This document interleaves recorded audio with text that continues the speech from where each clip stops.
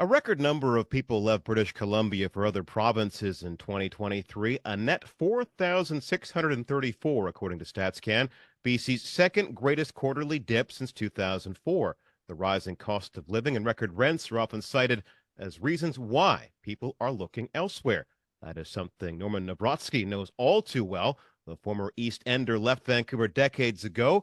The author, playwright, musician, and housing rights advocate has made Montreal his home since the 1980s. Now, BC's seemingly never-ending housing crisis is fodder for his 17th and latest book. He is here today to talk about Vancouvered Out, a novella. Norman, I love the title. You are originally from the Hastings Sunrise neighborhood. When would you say you were Vancouvered out, as it were?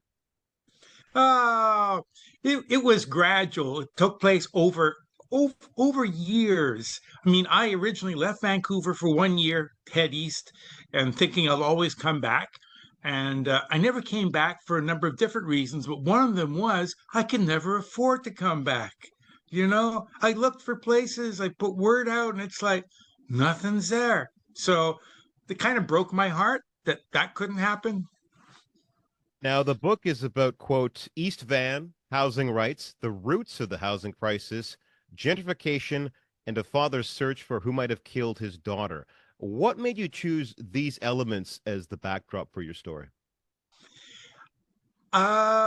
It wasn't so much as I chose them, it was more they presented themselves, quite frankly. The idea for the novella was trying to make sense of what was happening here in Vancouver, looking at it from afar, even though I come back quite frequently, like a couple times every year, and sometimes more often, when my family was more alive here. So the elements came together because it was obvious that the housing cost of housing was driving people away and driving my friends away, driving colleagues away, preventing people like me who want to come back from doing so, uh, and preventing other people from accepting jobs here because they knew they couldn't afford to live here. And these were well paying jobs. Now, the main character in the piece, Steve, is a poor, unemployed East Ender. Like you, he was Vancouvered out, but now he's back in town in search of a new life. What's he trying to do? He's trying to reconcile uh, his relationship with his grandmother, with his friends, uh, and with what happened to his daughter, because something happened to his daughter 10 years earlier that drove him out of town. So he's trying to come to terms with also what's happening in this city that I left that has now undergone such major change. How do I fit in? Where do I go? Who am I? And he's questioning a lot of different things.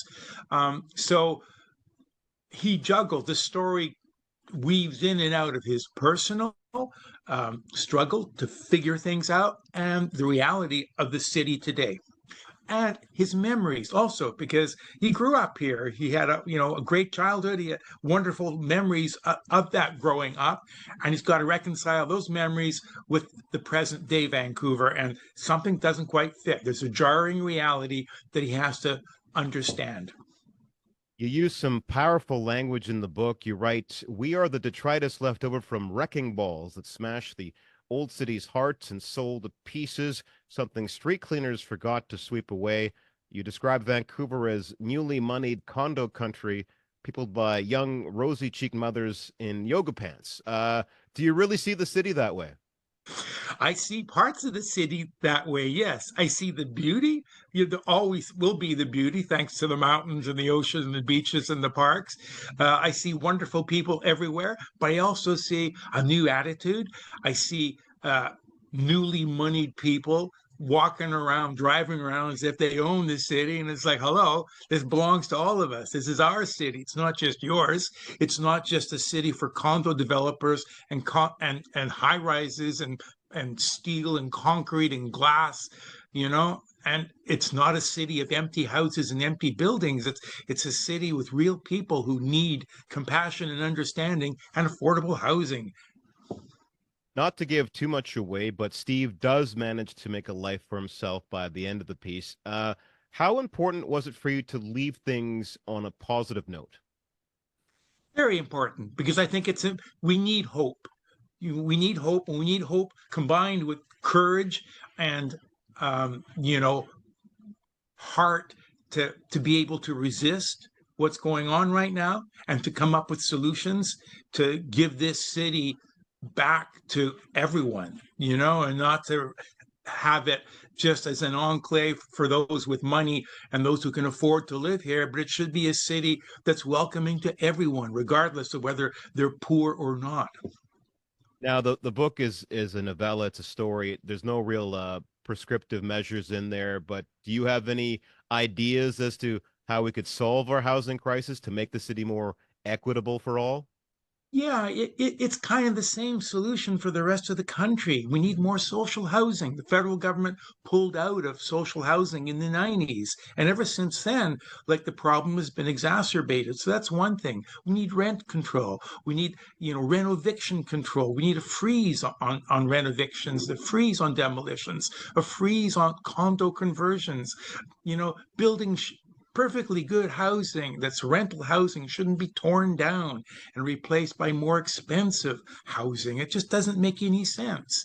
And we need people to think in terms of, heck, I got an eviction notice, but I'm not going. This is my home. I've got a right to live here. I'm going to stay and I'm going to fight.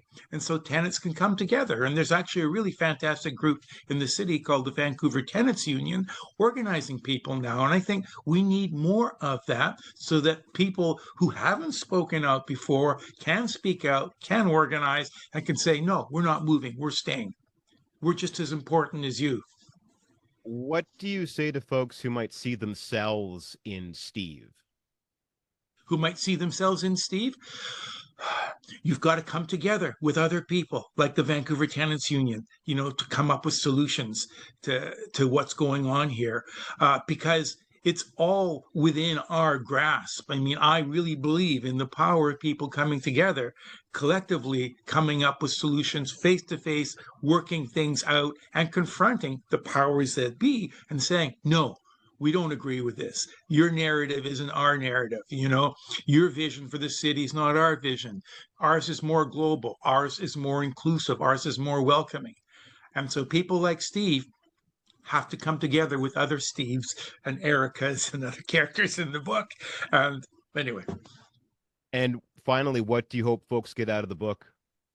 Oh, a reminder of our humanity, a reminder of the need for compassion and understanding, and a reminder of the need to stop and question what actually is going on in this city and how maybe that's not such a good thing and how that needs to change. The name of the book is Vancouvered Out, a novella. It's available from Les Pages Noires in Canada and from PM Press in the U.S. and the rest of the world. My thanks to author Norman Nawrocki. Thank you, John.